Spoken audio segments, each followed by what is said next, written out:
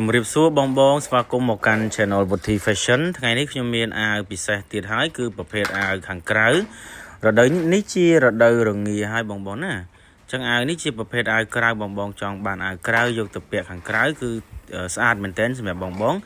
ហើយខ្ញុំមាន3 ម៉ូតសម្រាប់បងជ្រើសរើសហើយពណ៌នេះពណ៌ខ្មៅម៉ាក់ហឹមម៉េះហ៎បងខ្ញុំថតឲ្យបងមើលទាំងខាងមុខទាំងរូតហើយនិងខាងក្រោយតែម្ដងចំពោះទំហំខ្ញុំមានពី ML XL 2X បងប្អូនណា2គីឡូ50រហូតដល់គីឡូ85បងអាចពាក់បាន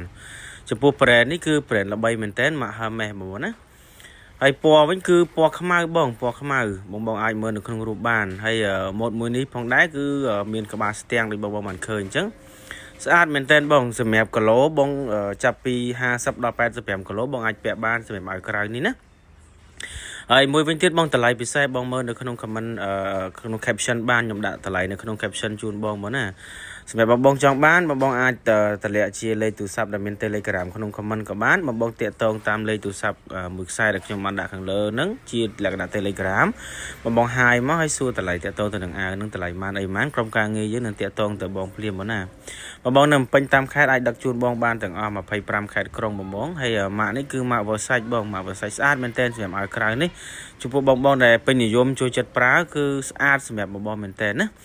ហើយអាវ៉ាន់នេះទៅតែចូល stock ទេបងមាននៅក្នុង stock ស្រាប់កំងអរងចាំយូរទេបងណា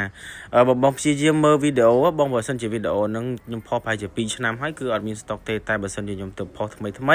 អាវ៉ាន់ហ្នឹងគឺសិតតែមាន stock ទាំងអស់បងចង់ដឹងថាមាន stock ឬអត់ stock បងអាចឆាតមកសួរខ្ញុំបញ្ជាក់បានបងណាអរគុណច្រើនជម្រាបលាសុខសប្បាយទាំងអស់គ្នាអរគុណ